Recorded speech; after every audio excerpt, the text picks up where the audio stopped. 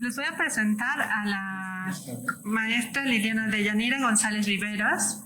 Ella es licenciada en Ciencia Política y Administración Pública por la Facultad de Ciencias Políticas y Sociales de la UNAM, maestra en Gobierno y Asuntos Públicos por la misma Casa de Estudios. Cuenta con experiencia en el sector público y como docente. Su área de trabajo es en metodología cualitativa y mixta y actualmente cursa el doctorado en políticas públicas en el Centro de Investigación y Docencia Económica CIDE. Ha participado en diversos proyectos de investigación relacionados con políticas públicas, gobernanza y partidos políticos y ha fungido como docente en la UNAM y en la Universidad Nacional Abierta y a Distancia de México. Fue asesora externa del subsecretario de Control de Auditoría de la Gestión Pública de la Secretaría de la Función Pública de 2015 a 2017 y ganó el tercer lugar en el 15º Certamen Nacional de Ensayos sobre Fiscalización Superior y Rendición de Cuentas en 2015. Es una investigadora que inicia su trayectoria, por lo mismo le estamos premiando su tesis, su trabajo ganador de la mejor tesis de maestría. Y pues te doy la palabra, Liliana, bienvenida y nos da mucho gusto que estés con nosotros. Muchas gracias.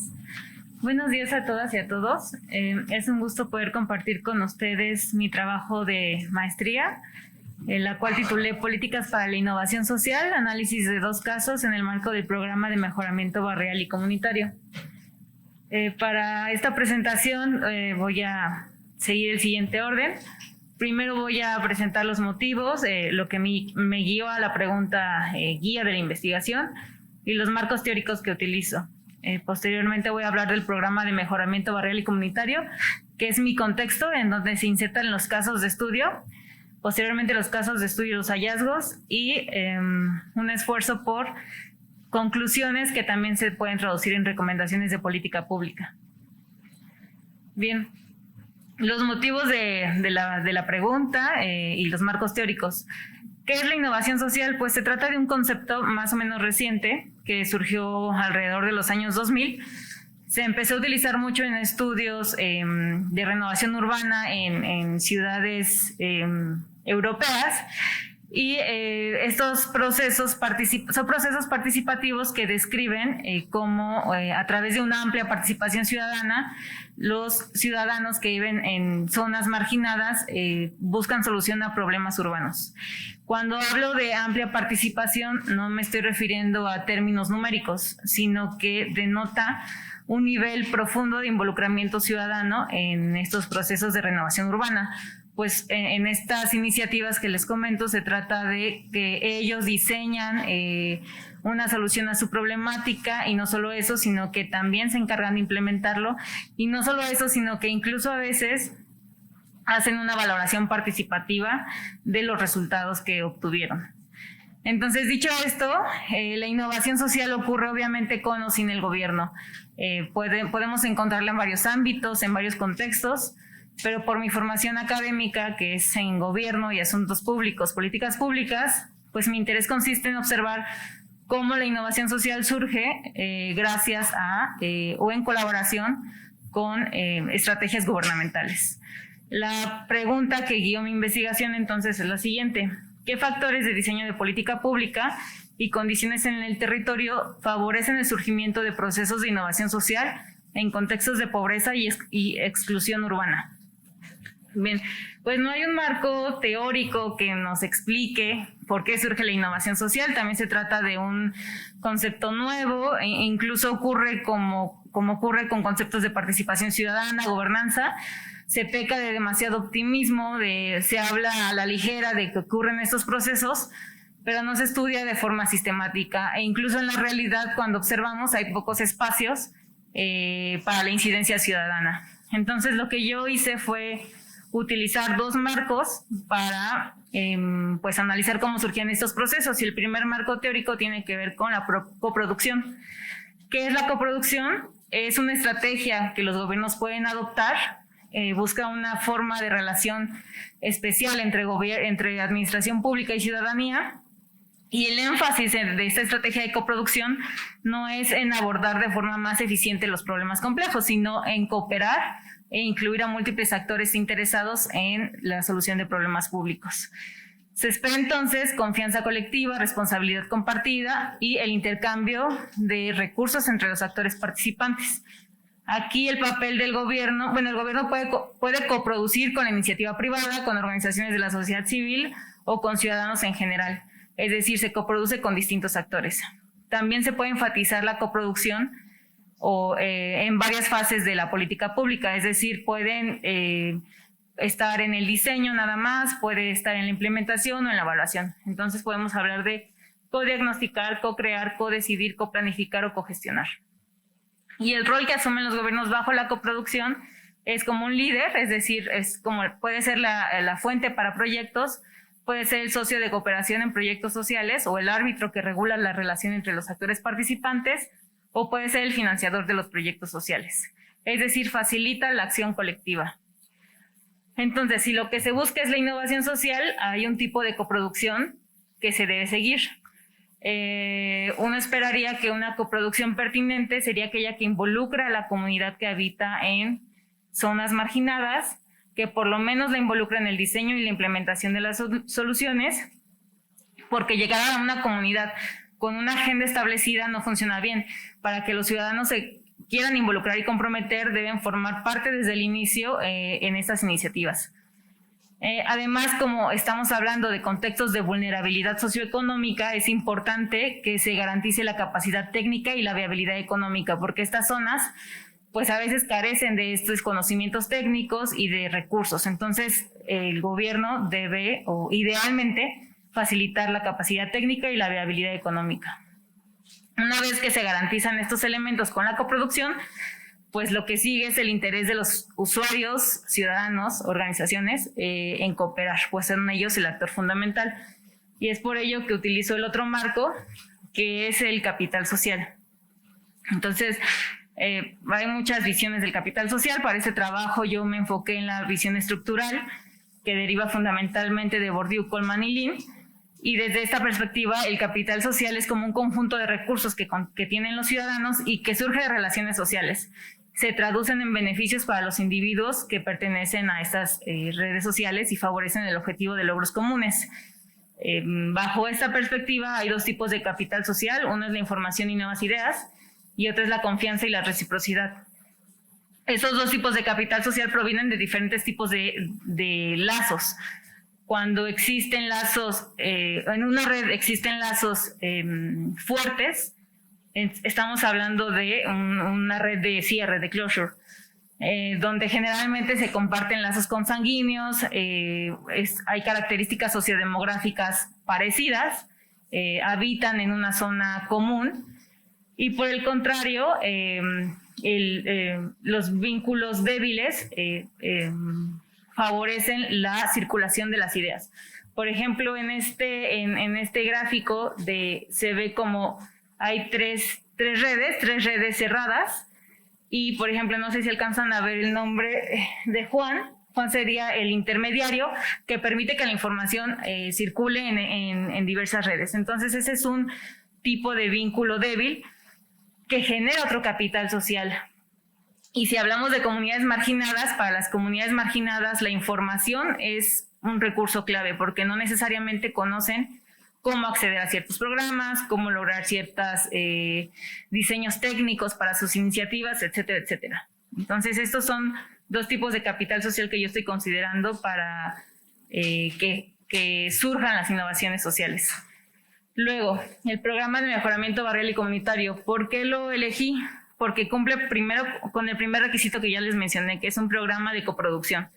Este programa se implementa en la Ciudad de México, surgió en el 2007, y desde su creación, y a pesar de que ha contado con diversas modificaciones, su objetivo consiste en el rescate y mejoramiento de los espacios públicos de los pueblos y barrios y colonias de la Ciudad de México.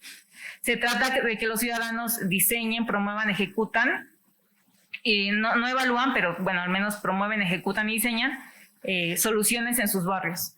Se prioriza las demandas en las unidades que tienen muy bajo o medio nivel de desarrollo conforme al Índice de Desarrollo Social de la Ciudad de México.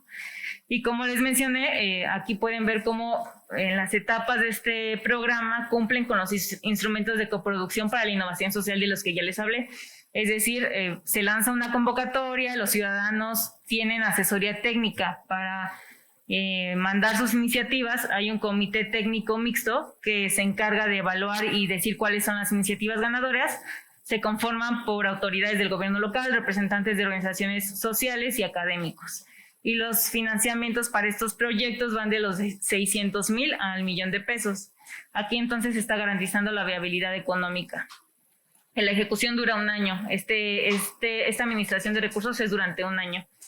La ejecución de los trabajos es por parte de estos ciudadanos. Ellos conforman comités, un comité de administración, comité de supervisión y de desarrollo comunitario, tanto para vigilar la ejecución de la obra, dar seguimiento a los recursos y para promover entre los demás vecinos lo que se está haciendo en sus barrios. Bueno, algo muy importante, tienen un asesor técnico a lo largo de todo el proceso que supervisa la calidad y el avance de la obra. Una vez que están conformadas estas figuras, la Secretaría de Desarrollo Social de la Ciudad de México, ahorita no sé si se llama así, pero bueno, es la encargada de dar seguimiento a las acciones ejecutadas por el Comité de Administración. Ok, los casos. Una innovación social va a variar dependiendo del contexto. En el caso del programa de mejoramiento barrial, pues yo utilicé ciertos criterios para identificar qué casos o qué iniciativas estudiar. Entonces, lo que yo busqué fue que se trataran de iniciativas sostenibles, o sea, sostenidas a lo largo del tiempo, es decir, que estuvieran en una etapa de continuación, que no fuera la primera vez que participaban, sino que ya llevaran, tienen hasta 5 años para participar, o sea, que ya llevaran 3 años participando y mejorando su proyecto. Tipología de intervención es que se permite hasta imagen urbana, arreglo de andadores, mejoramiento de parques. Entonces yo quería que fuera algo más complejo, algo más allá, y busqué que se tratara de tipologías más complejas, por ejemplo, bibliotecas, centros comunitarios, que no fuera, que involucrara o que implicara una organización ciudadana más amplia. Y la integralidad de la iniciativa, ¿esto qué quería decir? Pues que buscara soluciones amplias, no solamente mejorar la imagen urbana, sino que, por ejemplo, propiciara el cuidado al medio ambiente, que generara ingresos, es decir, que atendiera varios factores que vulneran a estas comunidades. Obviamente tenían que ser zonas de bajo y de muy bajo de índice de desarrollo social, y fueron implementados entre 2017 y 2019, porque en esta etapa fue que llevé a cabo esta investigación. Entonces, lo que encontré es que durante 2016 y 2017 se aprobaron 354 proyectos. De estos 100 eran de continuidad, que es el criterio 1 que les mencioné, y de estos solo 22 cumplían con el criterio de integralidad. Y a partir de ahí, pues yo tenía 22 proyectos y pude seleccionar entre 2 que me parecieron interesantes. Y está el caso 1, que es un módulo que se llama Módulo Bosques. Está es un centro comunitario que está en Bosques del Pedregal, en la alcaldía de Tlalpan. Y está el caso 2, que es un comedor comunitario, se llama Comedor Comunitario 342, producción de alimentos sustentables, y está en la Venustiano Carranza, en la colonia Zona Centro. Okay. ¿Qué pasa con estos casos? Pues lo que encontré fue, primero, ¿qué servicios se ofrecen en el módulo Bosques? Pues en este módulo, antes de que se utilizaran los recursos del mejoramiento barrial, era un predio abandonado, la gente estaba incómoda, era un tiradero de basura, era propicio para la delincuencia también. Y pues lo que hicieron, construyeron un módulo que cuenta con varios salones de usos múltiples y un espacio al aire libre. Tienen ahí juegos para niños y llevan a cabo 2 tipos de actividades fundamentales. Unos son talleres que imparten los mismos vecinos con un precio bajo o simbólico, y otras son jornadas médicas u otros servicios relacionados con la salud y asesorías jurídicas sin costo, y esto gracias a una asociación civil con quien tienen contacto, que se llama Fundación La Esperanza de los Niños.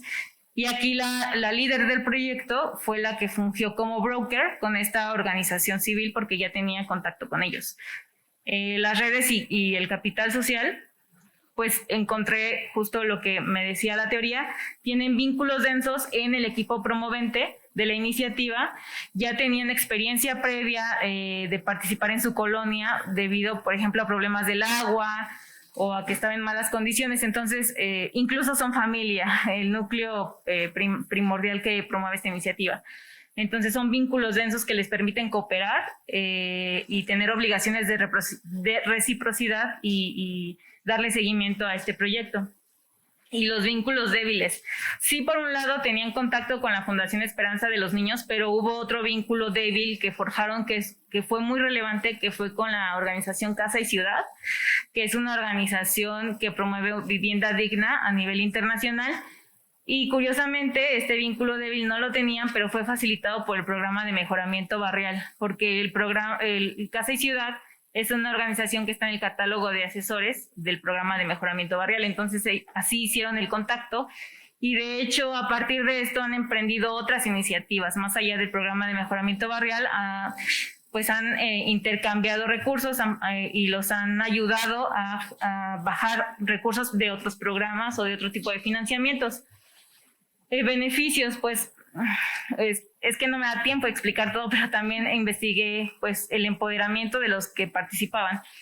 Y pues sí, se reconocen como agentes de cambio, pero sobre todo esto se ve en el grupo organizador y en la broker, que es la líder del grupo organizador. Es el principal sujeto empoderado. Cambios en la comunidad, adquirieron nuevas capacidades organizacionales porque Casa y Ciudad les enseñó no solamente la técnica de cómo escribir o diseñar su proyecto, sino cómo organizarse, cómo cobrar, cómo hacer que se difundiera mejor para la comunidad y fortalecimiento del liderazgo de la lideresa del grupo promovente. Y también se coordinaron con otros líderes locales para replicar la iniciativa, les contaron que está el programa, entonces también hubo coordinación con otros. Conflictos y obstáculos, pues sí hay alta injerencia de otros liderazgos partidistas y el liderazgo está altamente concentrado. Entonces yo no quiero pensar qué pasa cuando ya no esté la líder, pues no sé si pueda venirse abajo esta iniciativa. Luego está el caso 2, producción urbana de alimentos sustentables. Aquí ya existía el lugar, ya existía un comedor comunitario a través del programa Comedores Comunitarios de la Ciudad de México, porque está otro a nivel federal, pero este es a nivel local. Y lo que se buscó con el programa de mejoramiento barrial fue complementar la atención que ya se brindaba en el comedor comunitario. Crear una granja urbana, un sistema de ecotecnias, tienen langostinos, huevos orgánicos, autoproducción de alimentos sustentables. No les alcanza para abastecer todo el comedor comunitario, pero pues sirve como didáctico para la gente que va al comedor, les enseñan su huerto, les enseñan su invernadero y pues en ocasiones sí lo consumen, pero evidentemente pues no para abastecer a toda la gente que acude al comedor comunitario. Los vínculos densos sí están ahí presentes en el grupo promovente. De hecho, ellos se conocieron desde que ocurrieron los sismos del 85. Eran antes la Unión Popular Centro Morelos, que formaron parte de la Coordinadora Única de Damnificados y ha ido evolucionando esta organización hasta constituirse como una institución de asistencia privada denominada Fundación Barrio Unido. Entonces han tenido muchas iniciativas y la última es esta del comedor comunitario. No son un grupo que comparte lazos consanguíneos, pero sí tienen valores y objetivos en común. Entonces esto también propicia estos vínculos densos. Y los vínculos débiles, pues ellos ya tienen amplia experiencia. Los líderes sobre todo tienen amplias redes, tienen amplio conocimiento. La líder, son dos líderes principales y la líder del proyecto trabajó en el Instituto de las Mujeres, entonces ella sabe bien las partidas presupuestales que puede bajar. Incluso invitó a Marcela Lagarde a dar algunas pláticas, dan talleres feministas en este lugar los domingos. Entonces tienen amplias redes débiles con otras organizaciones. Empoderamiento igual que en el otro. El grupo organizador es el principal empoderado y el broker o los dos brokers como principal sujeto empoderado. Los cambios en la comunidad adquirieron nuevos conocimientos especializados y la iniciativa innovadora más reciente está en proceso de consolidación. Lo que querían hacer era ya que tuvieran todo su proceso de ecotecnia sistematizado, como que educar a la población de cómo tener su propio huerto en casa y cómo generar producción de alimentos sustentables. Los conflictos u obstáculos es que hay altos niveles de delincuencia, ellos están en Tepito, e injerencia del crimen organizado. De hecho, por eso cerraron una estancia infantil que tenían antes, entonces ahí como que también hay un foco de riesgo. y alta dependencia de recursos provenientes de programas públicos. No quiero pensar también qué pasa si desaparece de repente el programa Comedores Comunitarios, ¿no? También se viene abajo gran parte de lo que funciona ahí en este centro comunitario. Por último, ya las conclusiones. La coproducción no implica que la administración pública rehuya de sus responsabilidades cuando se trate de solucionar problemas colectivos, sino que debe ser entendida como una forma, entre tantas más, de incorporar a los ciudadanos en las políticas públicas. Se trata de ampliar el abanico de posibilidades de cómo involucramos a los ciudadanos en la toma de decisiones.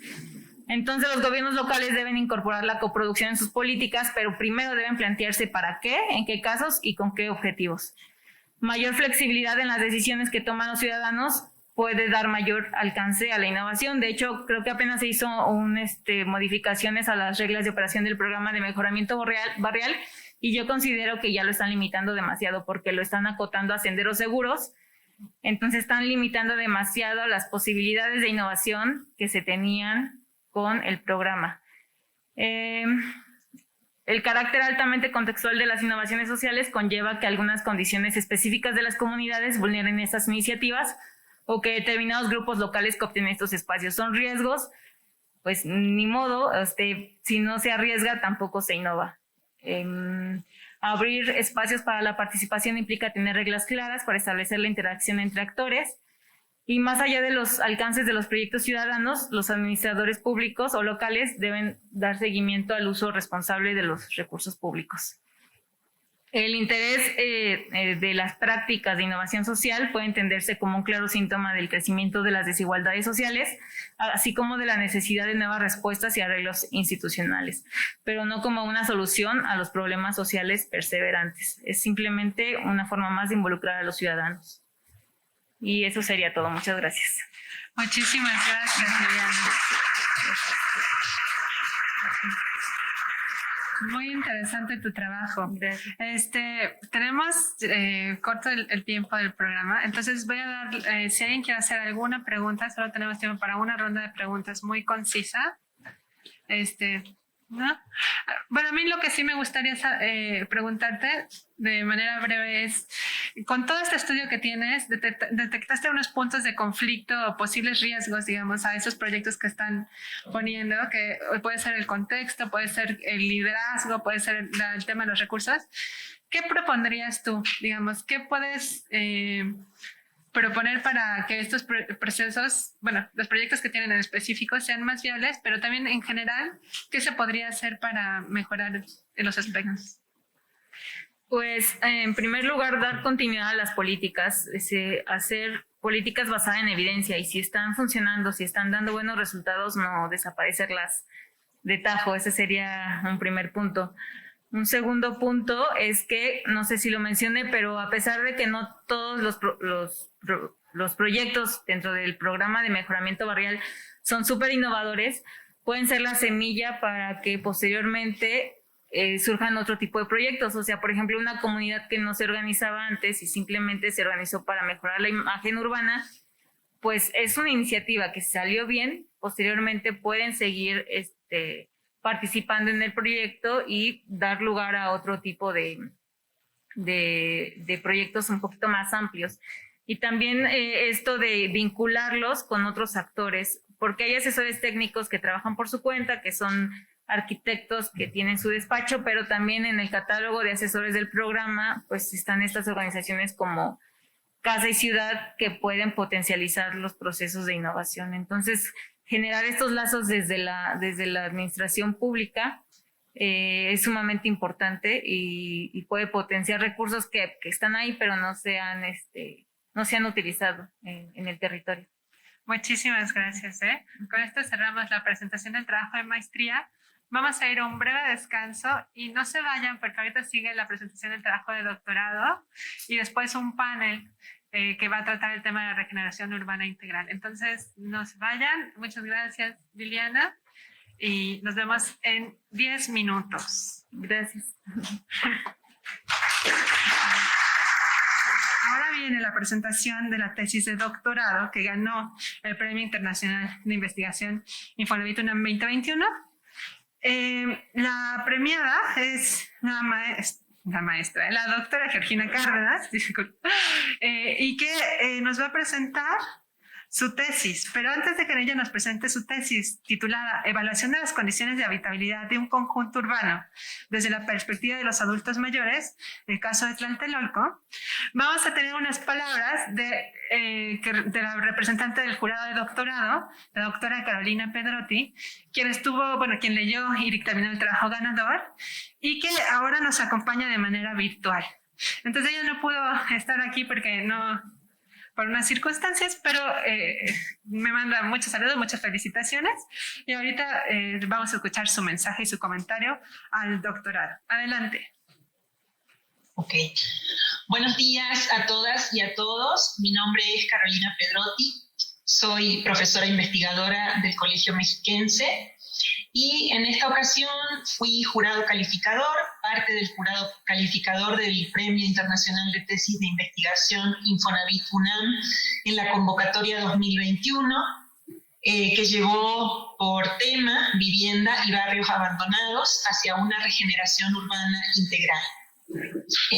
Me tocó estar evaluando la categoría de tesis de doctorado y voy a presentar el primer lugar que obtuvo la tesis Evaluación de las condiciones de habitabilidad de un conjunto urbano desde la perspectiva de los adultos mayores, el caso de Tlatelolco.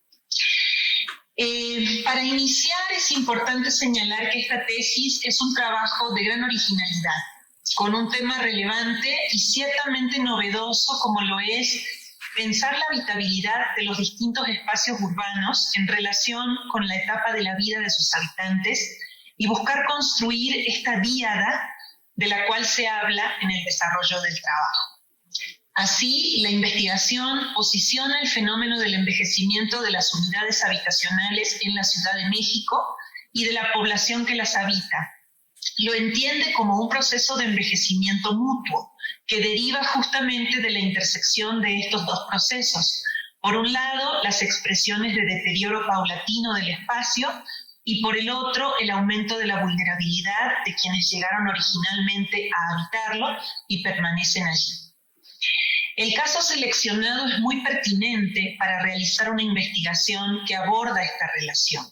Se trata del conjunto urbano Presidente Adolfo López Mateos, en Nonoalco, Tlatelolco, que representa un ícono del modernismo en México y la Ciudad de México, cuyo origen se remonta a la década de los 60 del siglo pasado, y donde la población de 60 años y más corresponde a 17% del total de habitantes. Es un espacio con una fuertísima identidad local, donde se ha logrado crear hasta su propio gentilicio. Se habla de los tlatelolcas de origen, los fundacionales, y en ese espacio se han experimentado sucesos muy relevantes de la historia política y social de la ciudad. El trabajo analiza las condiciones de habitabilidad de este espacio físico y social en tres aspectos. Uno tiene que ver con las características del funcionamiento y deterioro del espacio construido. Dos, las circunstancias en que se vive la vejez con una expresión del proceso de envejecer en y con el lugar, según el curso de vida de cada habitante. Y tres, el papel de las relaciones vecinales en la atención a las demandas y a las necesidades que emergen. Aquí cabe preguntarse dónde está el abandono.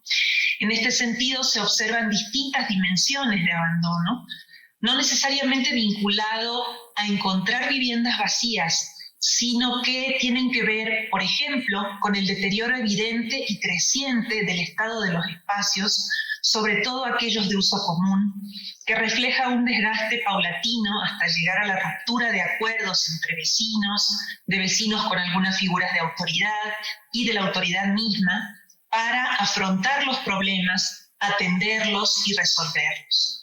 Otra dimensión es la que expresa claramente y la que expresan claramente los propios adultos mayores, que encarnan un estado de abandono personal, familiar, vecinal y social, dadas sus condiciones de salud, económicas e incluso de percepción de desinterés por parte de los demás actores en relación con su condición. El trabajo plantea varios asuntos que pueden ser puestos en discusión en relación con la vivienda urbana, su entorno, las trayectorias habitacionales de quienes allí habitan y los fenómenos de abandono, así como las acciones de regeneración. Es decir, si hacemos una analogía con el envejecimiento humano, está comprobado a través de numerosas investigaciones que hay una serie de elementos en el transcurso de la vida humana, desde la alimentación, el ejercicio físico, la satisfacción de necesidades más y menos básicas y la garantía de derechos como el de la educación, la seguridad en la salud, que pueden hacer la diferencia al momento de llegar a la vejez.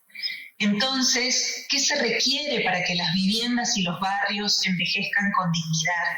Es una pregunta que plantea el trabajo y que creo que puede discutirse en este seminario. Quiero felicitar además a la autora porque se trata de un documento bien estructurado que reúne una gran cantidad de temas, los articula con mucha claridad, está muy bien escrito. La redacción permite ir entendiendo con facilidad cuál es la línea argumentativa e ir también conociendo el contexto de la investigación, el proceso de análisis y, por supuesto, los resultados. Muchas gracias. Perfecto. Y ahora damos paso a un video que hicieron fruto de esta tesis que vamos a proyectar y después ya Georgina presentará en sí el trabajo académico.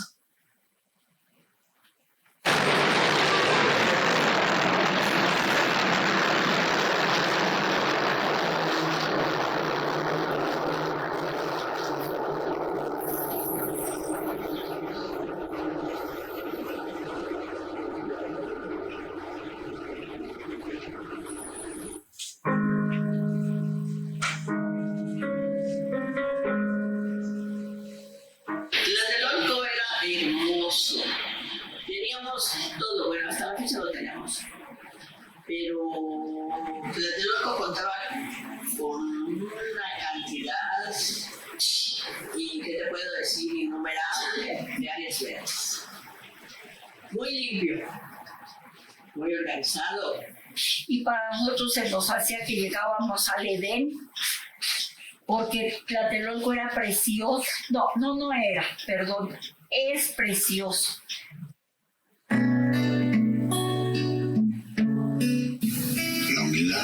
Y la cara no era barata, no era para clases pobres, era para clase media alta y alta. Entonces, pues idearon venderlo en fideicomiso para así vendernos el usufructo únicamente porque los edificios eran de Banobras. En 65 Banobras nos dijo, a mis padres, o compran o desalojo. Al contrario de cuando llegamos aquí, había demasiada vigilancia. Acababa de pasar 68 y había, sobre todo, mucho soldado y después policía. Las áreas eran verdes. Ha ido cambiando mucho, ha estado mucho el deterioro.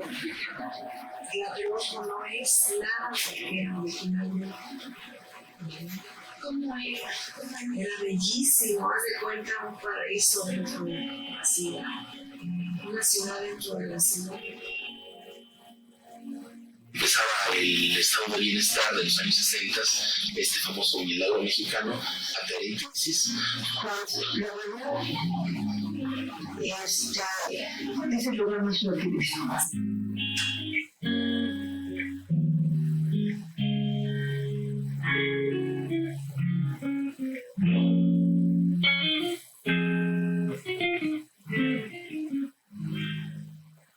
Desgraciadamente, las autoridades pues empezaron a intimidar a la gente. Empezaron a decir que Tlatelolco estaba en ruinas, que Tlatelolco no se iba a levantar, y mucha gente se fue. Si tuvieran más de 6 pisos, vas para afuera. Únicamente 12 edificios son demolidos bueno, incluido lo bueno, obviamente. Entonces, quedan actualmente 90 edificios.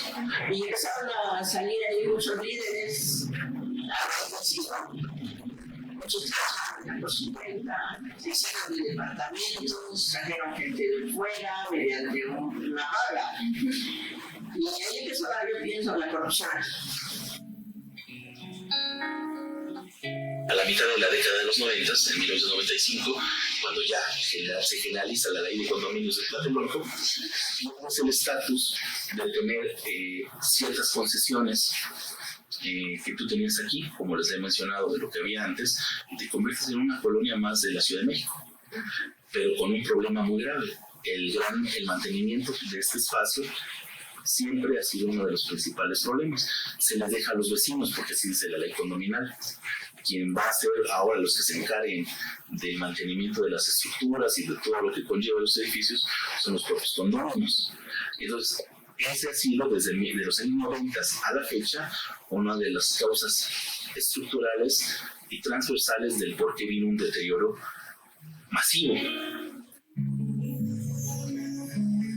Generalmente las personas mayores llegaron jóvenes, llegaron a lo mejor con sus hijos chicos, o a lo mejor aquí se casaron, y son 53 años de la vida dentro de eso. Algunos que han llegado de origen, podemos decir que 40% de los que son paseo, y otro 60% de algunos más del siglo del 85, con un paquete de vivienda que se impulsó los vecinos de aquí de Tlatelolco. Existe mucha gente adulta, sola. Desgraciadamente aquí en Tlatelolco la primera sección estaba llena de ancianitos. Y ancianitos que hay veces que yo creo que ya no pueden ni moverse.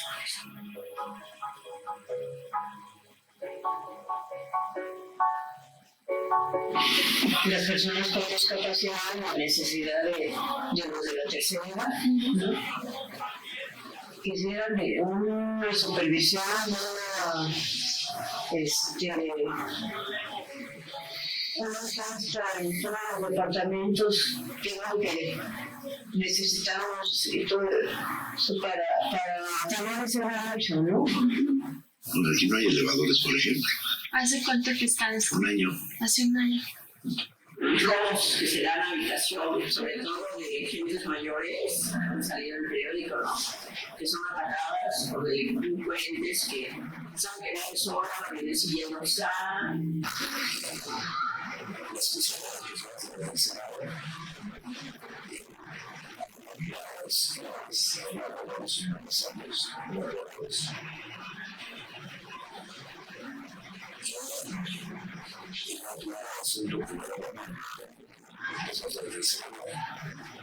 Es que hay muchos casos de que fallecen. Esos que viven solos y de avanzar. Y ahí se da cuenta que no.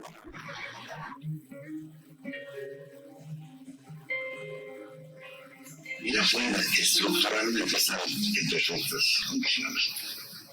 Pero si no tienes, si los servicios, vamos a tú en tu cuerpo, eres un atleta, pero te falla el sistema circulatorio, pues te mueres, ¿no?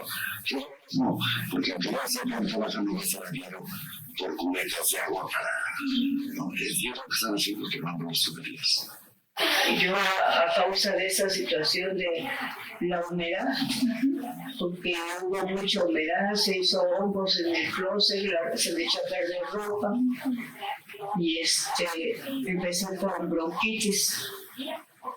Y de la bronquitis, por los medicamentos que tomaba y eso, se me ha afectado el hígado.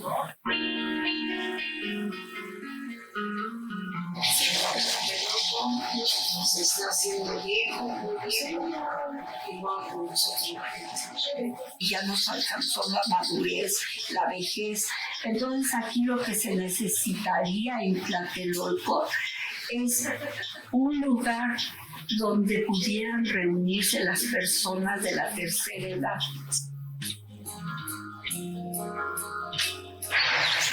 hay nada más, por ejemplo, yo creo que es un perfume que se va a quedar para los hijos.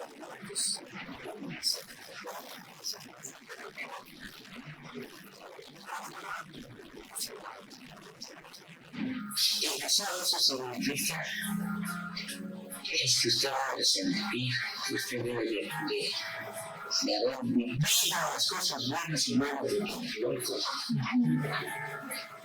Así. Eso es Tlatelolco.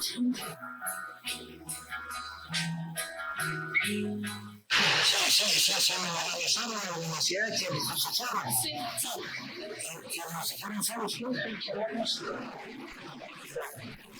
Ahí tienes tus 5 postales de cemento, 5 cubetas de arena y 5 cubetas de gran Patricio. Ahorita se lo traemos. Exacto. Ahora sí le digo, son para correr la salida en cinta.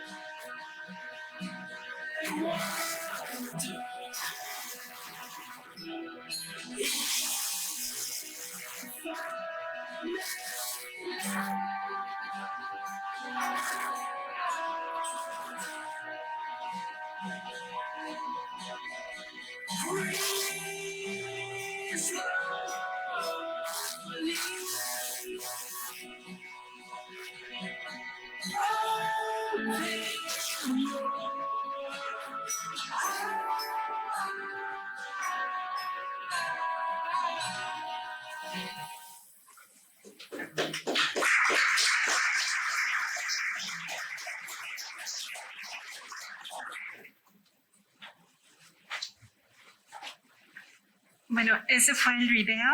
Les voy a leer el título, por si lo quieren buscar en YouTube, está disponible. Se titula Tlatelolco, las dos caras del envejecimiento. Y a continuación, la doctora Georgina Cárdenas Pérez, ganadora de la categoría B de la tesis de doctorado, presentará su trabajo. Georgina Cárdenas es doctora en urbanismo por la UNAM, maestra en antropología social por el Colegio de Michoacán y tiene un máster en psicología social y comunitaria por la Universidad de La Habana, Cuba. Es profesora de la Universidad Riviera Playa del Carmen, Quintana Roo, y profesora de asignatura de la Universidad Abierta de Distancia de México, investigadora en temas de ciudad, vivienda y envejecimiento. Nos da mucho gusto tenerte. Gracias. Adelante, Georgina. Gracias. A ver si ya. Bueno, me da mucho gusto estar acá presentando este trabajo que, como ustedes ven, es producto de la colaboración y generosidad de mucha gente, y voy a tratar de sintetizar los aspectos más generales y centrarme en 2 casos nada más. Lo primero es que, bueno, ya nos anticipaban que el trabajo está interesado en... es que me pongo nerviosa. Perdón. Bueno, el trabajo está interesado en el cruce de estas 2 dimensiones de envejecimiento, el deterioro y el envejecimiento poblacional. Y ya desde 2014, que fue cuando empezó el trabajo, estaba toda esta información de la PROSOC, de la Procuraduría Social de la Ciudad de México en ese entonces, que decía que sí, que las unidades habitacionales tenían más deterioro, ¿no? Ya había datos importantes de deterioro, y en estas unidades habitacionales también habían identificado que vivían más personas de edad, mayormente mujeres. Entonces ya es una condición que no identificamos nosotros, sino que ya estaba documentada, pero curiosamente sobre la que no se ha investigado a fondo, ni tampoco tenemos programas a nivel urbano o habitacional específicos. Me gustaría decirles que allá aquí fue donde empezamos, pero no. Empezamos con Tlatelolco desde el inicio, el interés era trabajar Tlatelolco. Ya cuando se estaba preparando el anteproyecto para ingresar al doctorado, fue una recomendación de un colega y era el tema de pasar de lo icónico que es Tlatelolco, ¿no? El Tlatelolco lo mencionamos y viene a nuestra memoria social, política, histórica, solidaria, prehispánica. Entonces la idea era verlo pero como un terreno, como un territorio habitado. Y lo que hicimos para ver si aquí también había el cruce, que fue lo que definió que si fuera el caso de Estudio Tlatelolco, fue ver el cruce de cuándo se hicieron los edificios, cuándo se construyó el espacio y cuánta población había. Les quiero decir que al 2020, los datos del censo de la Ciudad de México dicen que hay 16% de personas de edad en la Ciudad de México. Hace 10 años Tlatelolco ya había superado esa proporción. Estos son datos de 2010. Entonces, en este momento, Tlatelolco, si fuera un país, lo compararíamos con Alemania. Está como un territorio con alto nivel de envejecimiento y merece un abordaje específico este tipo de territorios. Y ya desde 1962 ubicamos población que participó en el trabajo que vivía allá. ¿Qué decirles? Había muchas formas de poder entrarle al trabajo, muchas posibilidades, muchas categorías, habitar, la morfología, el espacio público, y con la doctora Esther Maya se concibió que la forma más clara de poder hacer este trabajo era la categoría condiciones de habitabilidad, porque nos permitía trabajar la vivienda y las áreas de uso social, lo vecinal, todo el tema del mantenimiento, todo el tema del mantenimiento y lo cualitativo y lo cuantitativo. Y tuvimos que usar categorías auxiliares porque necesitábamos centrarnos en la percepción de las personas de edad y entendemos que no hay, ¿no? Como lo vemos a veces como un estereotipo, pero en realidad hay muchas formas de vivir la vejez. Por eso ahora en Chile, por ejemplo, ya no están hablando de la vejez o la persona mayor, están hablando de las vejeces, de la diversidad, no están más adelantados que nosotros en ese abordaje conceptual. ¿Qué hicimos? Se trabajó ya desde 2014 en un estudio cualitativo. Ese estudio inició con la visita, ¿no? Un acercamiento a Tlatelolco, donde ya hicimos contacto con organizaciones vecinales, actores locales, expertos. Se analizaron los datos del censo para ver cuál era la proporción de personas de edad por edificio y se aplicaron una serie no se los voy a decir, pero ustedes ven toda la serie de técnicas de recolección de información que se hicieron para poder tener un acercamiento a la diversidad de condiciones de vivir esta etapa de la vida en Tlatelolco. El trabajo de campo duró 18 meses, participó mucha gente, todo el mundo colaboró. Ustedes ven nombres de familia ya porque mi papá estuvo grabando en campo, o sea, participamos y el video se hizo con los recursos que tiene un estudiante de doctorado, ¿no? Todo este trabajo además tenía que reportar lo impresionante en tema de diseño urbano y arquitectónico que es Tlatelolco, porque como ya nos decía Miguel Ángel Mares Tapia aquí, tiene 90 edificios, tiene 9 tipologías de vivienda, tiene diferentes alturas, tiene lo que Mario Pani clasificaba como la vivienda para el prototipo de familia de ese tiempo. Entonces era un universo, es un universo, como dice doña Cuquita, es un universo. Y teníamos que ver no solo lo arquitectónico, sino las diferentes formas en que se vive la edad mayor, en que viven las personas la vejez en ese momento ya. ¿Qué encontramos? ¿No? Y ya para dedicarle más tiempo a los resultados. ¿Qué encontramos? Bueno, Tlatelolco se define como un territorio en ese momento envejecido, y les digo porque ya vi los datos 2020, ya es un territorio con alto nivel de envejecimiento. Participaron personas de 60 a 92 años, aquellas que llevaban menos tiempo de vivir allá tenían 29 años viviendo en Tlatelolco, y todos identificaban el sismo del 85 como un quiebre en tema de una recomposición vecinal, ¿no?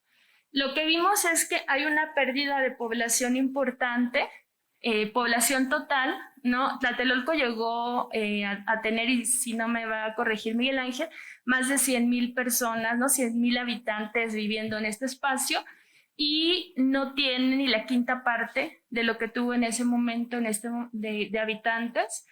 De esta proporción, un importante porcentaje va a ser personas de 60 y más, y este grupo de población, todavía con tantos 2020, sigue subiendo, sigue aumentando y la población total sigue disminuyendo. Hoy ya sabemos, porque estoy trabajando este tema en Mérida, y hoy ya sabemos que esta es una característica de territorios envejecidos. Por eso cuando decía el doctor en la presentación pasada sobre la densidad poblacional, acá está una de las causas de esa pérdida de densidad poblacional. Se está perdiendo población total, no solo por tema de deterioro, porque quienes sí quieren comprar en Tlatelolco, hijos de personas que viven allá, tlatelolcas, Infonavit es muy difícil que les pueda dar un crédito, porque una característica de los créditos, o hasta donde yo me quedé, era que deben tener un periodo de vida útil. No, un crédito que se va a pagar a 20 años debe dar un periodo de vida útil. Estos edificios de los 60 no cumplen con el criterio de Infonavit. Entonces no se le va a otorgar un crédito, y esa es una limitante para facilitar que se continúe con la habitación de estos inmuebles para quienes sí lo quieren habitar. ¿Qué más? Me voy a ir para acá y me regreso. ¿Qué vimos, no? Ustedes pueden contar los edificios morados. Esos edificios morados son los únicos que cumplían con el criterio, con el promedio de envejecimiento para la Ciudad de México en 2010. Los edificios que ustedes ven hacia aquí, los cuadritos de allá y este cuadrito del final, son las torres estas que vemos cuando pasamos en el trolebús, ¿verdad? En Tlatelolco, estas torres gigantes. Esas torres son las que menos personas de edad tienen, y son como esta que nos decía don Santiago, que llevaba un año sin elevador, ¿no? Él vivía en el piso 21. Entonces, estas problemáticas, lo que vimos fueron problemáticas diferentes dependiendo de los tipos de edificios. Mario Pani decía que, a lo mejor lo que yo digo que él decía, es que estaban estos edificios para la clase alta, ¿verdad? Y del nivel socioeconómico alto, que eran las torres, que eran esas torres, los edificios del Tlatelolco señorial que están documentados, los acabados, etc. Esos fueron los edificios que reportaron una percepción de condiciones de habitabilidad más desfavorable, porque se han modificado las condiciones de funcionamiento de los servicios según el diseño original. Y los edificios que estaban diseñados para la clase baja son los que tienen mejor funcionamiento, ¿no? O sea, hace tantos años después tenemos una visión bastante diferente dependiendo de la percepción de las personas que entrevistamos. Los edificios tipo A tienen menos rotura de servicios, se quedan menos sin agua, se quedan menos sin luz, a diferencia de las torres. En cambio, los edificios tipo C, el Chihuahua, todos ubicamos el edificio Chihuahua, ese es un edificio tipo C, y es de aquellos que durante la reconstrucción tuvo más afectaciones, porque por las intervenciones estructurales para fortalecer los edificios, de acuerdo con residentes entrevistados, perdieron confort térmico, perdieron iluminación, perdieron espacio, perdieron ventilación, y eso tiene unos efectos específicos para las personas de edad. Porque son esos elementos los que son mejor valorados por ellos, ¿no? Que si hace frío que pueda tener ventilación, que con el frío me siento mal y me empiezan una serie de malestares, etc. Y también identificamos una serie de problemáticas al interior de las viviendas que fueron bastante severas, para las que no tenemos programas específicos de atención, que no se solucionan con un desembolso del propio habitante de la vivienda, porque involucran a veces problemáticas de viviendas contiguas, ¿no? Del piso 3 al primero tenemos un problema de filtración de vivienda. Entonces es un problema bastante serio, y no es solo un problema económico, es también un problema que tiene que ver con la posibilidad de que exista una mediación para atender estas problemáticas. Encontramos muchas cosas, hay mucha información, hay muchos casos. Yo el video se hizo como para que tengan como una intención de leer los casos que hay en el libro, ahora en el libro, en la tesis. Pero yo les voy a hablar de 2 casos por el tiempo que tenemos, esta es la primera pareja que yo entrevisté en Tlatelolco. Es una pareja, ellos tenían más de 70 años en el momento que los entrevistamos. El señor quería continuar ejerciendo su derecho al trabajo. Él tenía un taller de relojería en el Metro Valderas, vive en Tlatelolco. De Valderas a Tlatelolco, ¿cuánto tiempo se hace una persona? No, ya lo tenemos con los datos no con unos datos referidos. ¿Cuánto cuesta el metro? Ya no sé si cuesta 5 pesos o más porque ya no me he subido. Pero ¿cuánto tiempo una persona se desplaza? 10 minutos, 5 pesos, ya llegué. Tlatelolco Valderas, pero para ellos esta no es la realidad. Esto no existe porque el edificio donde ellos residían estaba hacia el final de la 3ª sección, o sea, para Paseo de la Reforma. Ellos no podían hacer el tránsito caminando desde su edificio hasta el Metro Tlatelolco, era imposible por la distancia, por el riesgo de caídas, por el tiempo que les tomaría, no era accesible para ellos hacer esto. ¿Qué hacían? Bueno, iban a Paseo de la Reforma, tomaban el RTP que no les cobraba con su tarjeta INEPAM y después un transporte concesionario que los llevaba hasta Valderas. Ella tenía que acompañar al señor porque él tenía una condición de salud. Habían decidido que él no podía ir más solo porque podía ocurrirle algún riesgo severo. Entonces ella iba con él, lo dejaba en el trabajo y ella regresaba a su casa a hacer las labores domésticas, a hacer la comida, y en la tarde iba por él y regresaban los juntos a su casa. No, ella le decía, él decía, es que si yo dejo de trabajar me voy a morir. Y ella decía, la que se va a morir soy yo, porque yo voy 4 veces todos los días. Entonces, ¿cuánto tiempo toma para una persona y ellos y quiero decirles, ellos no tenían discapacidades? Tenían una capacidad de movilidad autónoma, no usaban aparatos de apoyo para caminar, y esta condición de tránsito pues afecta su derecho a la ciudad, su derecho al trabajo, y hay una limitación, hay frente a alguna condición, ellos tenían la capacidad económica para pagar esto, pero frente a una condición de cambio mínima, podían perder todo el ejercicio de sus derechos. No necesitamos intervenciones urbanas en este sentido, no es suficiente los transportes masivos de que tenemos ahora y que pensamos que son suficientes. Y también cuando hablé por teléfono con ellos para ir la primera vez a su casa, me explicaron cómo tenía que ir. Me dijeron por teléfono y me siento, durante los años me ha pesado que yo en ese momento no lo escribí, porque me dijeron exactamente la ruta, dónde bajarme para evitar puentes peatonales, para evitar roturas de calle. Ellos tenían estudiado el riesgo urbano de Tlatelolco a detalle para evitar caídas. Esa es una manera específica de vivir la ciudad y una que no tendría que estar ocurriendo porque deberíamos tener espacios adecuados para todas las condiciones. Y este es el caso más grave que vimos en Tlatelolco. A ella le quiero dedicar como el tiempo que me quede. Ustedes la vieron al final del video. Es la señora que nos narra las problemáticas de humedad en su vivienda. Ella no nos dio una entrevista, ella lo que quería hacer es una declaración.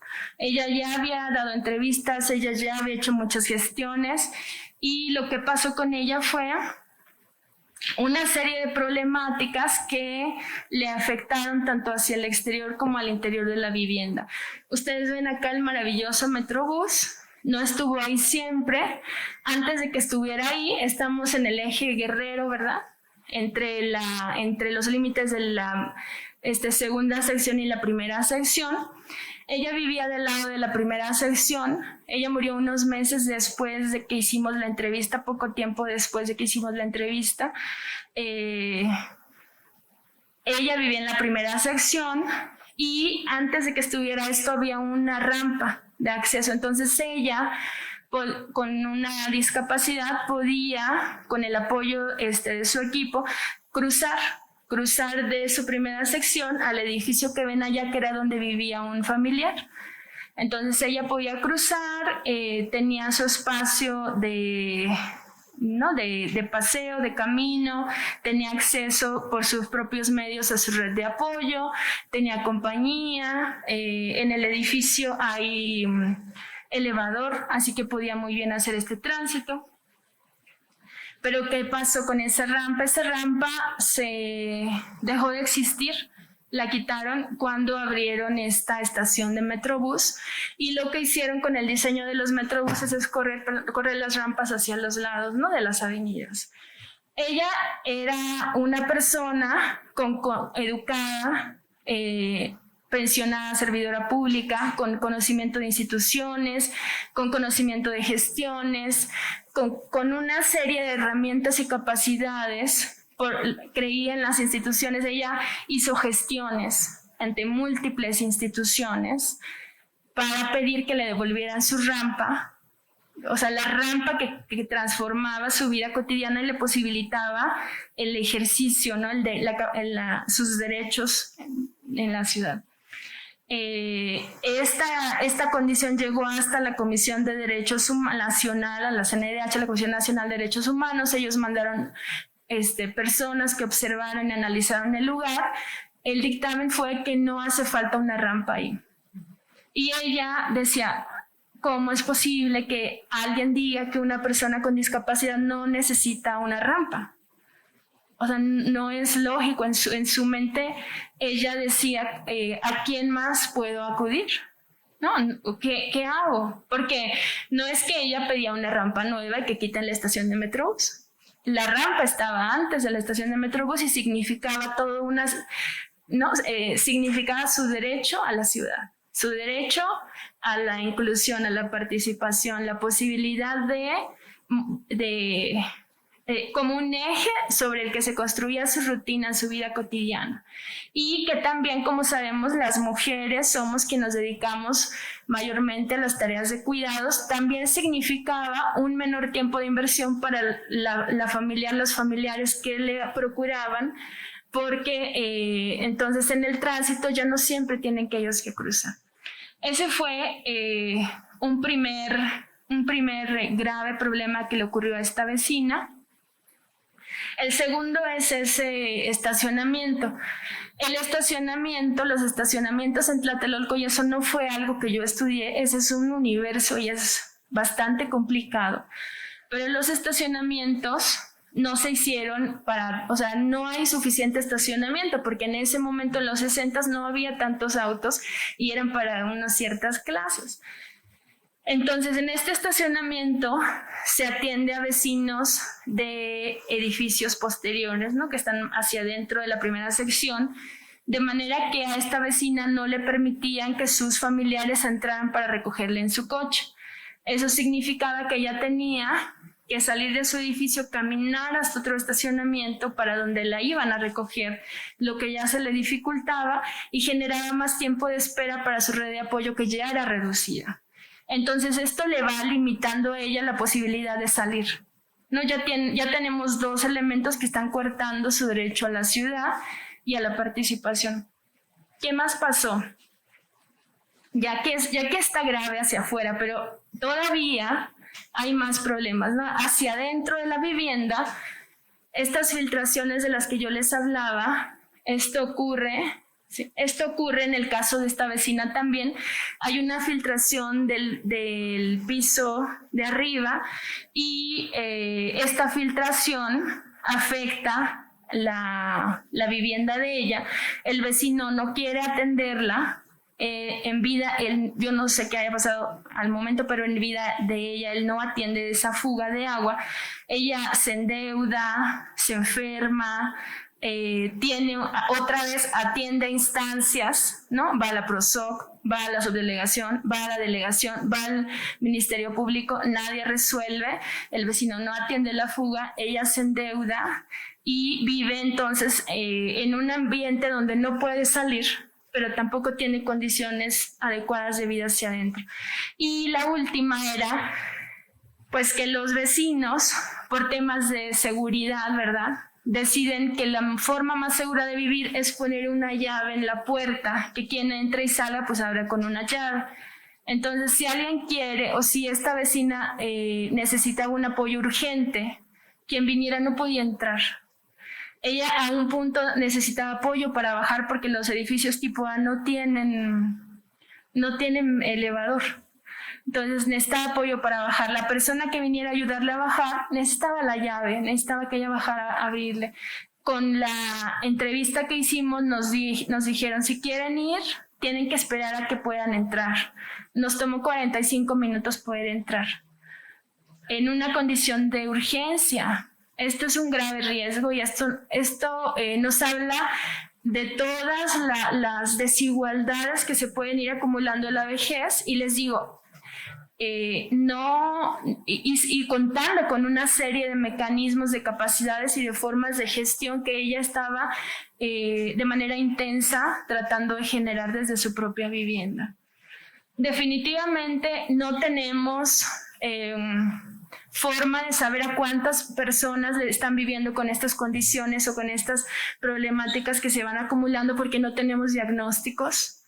No sabemos cuáles son los barrios más envejecidos, lo imaginamos, pero necesitamos hacer estudios desde el urbanismo feminista, desde el urbanismo gerontológico, que ahora están en boga en el mundo, y en México todavía estamos como con el ansia ya, pero necesitamos entrarle de veras. Entonces, una propuesta es que hagamos más estudios que hablen y que aborden no solo los espacios, sino quién vive en los espacios. Y ya cierro nada más con la ciudad Dona y la ciudad Concha.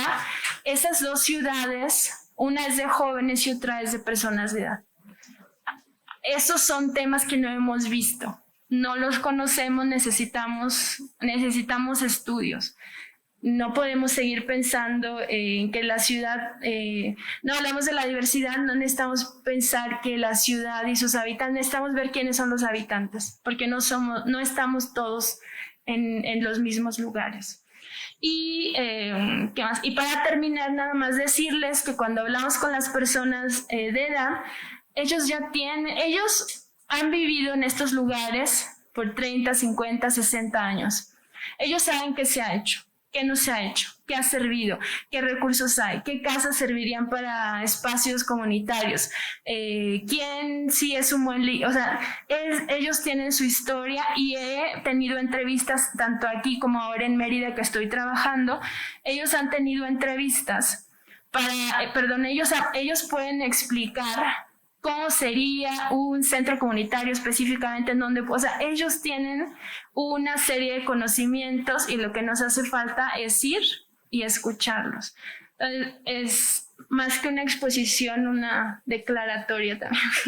Muchas gracias. Muchas gracias. Muchas gracias. Abrimos el panel para una pregunta. Les pedimos que sean muy específicos si tienen algún comentario o pregunta. Bueno, más bien pregunta. No sé si alguien quiere hacer alguna pregunta. Creo que no. Pero bueno, sí, a este señor. ¿Qué has pensado? Dentro de tu trabajo, ¿qué has pensado, por ejemplo, el hacer académicamente algunos protocolos para una maestría en geriatría dentro de la propia universidad, ¿no? Que es un punto que considero que tiene profundidad en tu aportación, ¿no? ¿Qué piensas sobre eso? Sí, ahora yo lo que he estado haciendo después de este trabajo es estudiar un poco del urbanismo gerontológico, y ahí se unen muy bien estas dos líneas. Es una línea bastante joven, no hay un marco teórico establecido, pero es algo que se debe profundizar y es necesario el cruce de las dos disciplinas. Eso. Muchas gracias, Georgina. A mí me nacen muchos comentarios. Yo creo que luego igual te invitaría a participar en un panel para más profundidad, porque sí, tanto el tema de los cuidados, el tema justo del envejecimiento y todo, o sea, dan para mucho esta tesis, y pues está la invitación que se acerquen a revisar los trabajos. Van a estar en línea en la biblioteca de Infonavit, en la página del PUEC, y pueden descargar desde ahí el IPO. Muchísimas gracias, Georgina. Gracias. Y ahorita pasamos al siguiente panel, después de un breve descanso, ahora sí muy breve porque ya vamos un poco retrasadas. Y gracias. Gracias. Nada más decirles que hay más información. Sí, como participó mucha gente, se pudo hacer más trabajo si quieren revisar otros documentos. Gracias. Gracias.